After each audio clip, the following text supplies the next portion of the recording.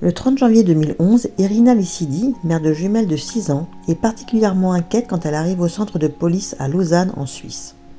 Elle est sans nouvelles d'Alessia et de Livia que son mari devait ramener après son week-end de garde. Il lui a envoyé un message dans l'après-midi pour lui dire qu'il ne ramènerait pas les filles ce soir et qu'il les conduirait directement à l'école le lendemain matin. Irina leur téléphone pour avoir une explication, mais il ne répondra plus ni à ses appels ni à ses SMS.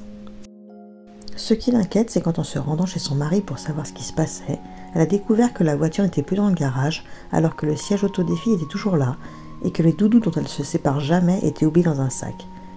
Et ce type d'oubli ne correspond absolument pas au tempérament très organisé de Matthias Schepp. Le couple est séparé depuis 6 mois, et il y a 3 jours, Irina lui a dit par mail qu'elle souhaitait divorcer. Irina ne supportait plus le caractère autoritaire et psychorigide de son compagnon. Les policiers ne sont pas trop inquiets car le profil de Matthias est rassurant. C'est un excellent père qui adore ses filles. Toutefois, un avis de recherche pour l'Audi de Matthias est lancé et l'alerte est donnée au niveau national.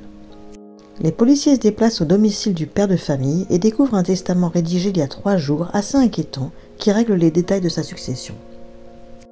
Grâce à la vidéosurveillance, au bornage du téléphone de Matthias et au traçage du GPS de sa voiture, les policiers arrivent à remonter sa piste jusqu'à Marseille. C'est le début d'une cavale où la police suisse, française puis italienne aura toujours un coup de retard. On va le voir retirer 7 500 € dans plusieurs distributeurs, puis il embarque en ferry pour la Corse. Il a acheté 3 billets aller. Le lendemain, il reviendra seul sur le continent, puis on retrouve sa trace au sud de Naples où il déjeune dans un restaurant, avant de se donner la mort en se jetant sous un train. Pendant sa cavale, Matthias va envoyer plusieurs cartes postales et lettres à son ex-compagne pour lui signifier qu'il n'accepte pas cette séparation et qu'il ne peut pas vivre sans elle. Dans une dernière missive, il avouera avoir tué ses 2 petites filles. Pour les enquêteurs, une seule question subsiste. Où sont les jumelles? Leur père les a-t-il tuées en Suisse? Les a-t-il jetées par-dessus bord pendant la traversée vers la Corse? Ou les a-t-il confiées à quelqu'un? Une vaste opération est mise en place et mobilise de nombreux policiers pour tenter de les retrouver. Toutes les pistes sont explorées en Suisse, en Corse et en Italie. Les familles et les amis sont interrogés.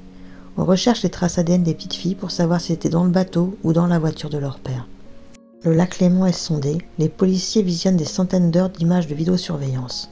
Malgré tout, les petites sont introuvables. Irina multiplie les interventions dans les médias pour que l'enquête avance plus vite et qu'on n'oublie surtout pas le visage de ces petites filles. Les mois, les années passent avec cette question qui revient sans cesse, où sont-elles? Sont-elles mortes? Irina se bat pour ne pas sombrer. Perdre un enfant est l'épreuve la plus douloureuse qui soit, mais perdre un enfant et ne pas savoir s'il est vivant ou s'il souffre ajoute encore plus de cruauté. Matthias, pervers narcissique, obsédé par le contrôle, n'a pas supporté que sa femme ose le rejeter et a décidé de la faire souffrir de la plus atroce des façons.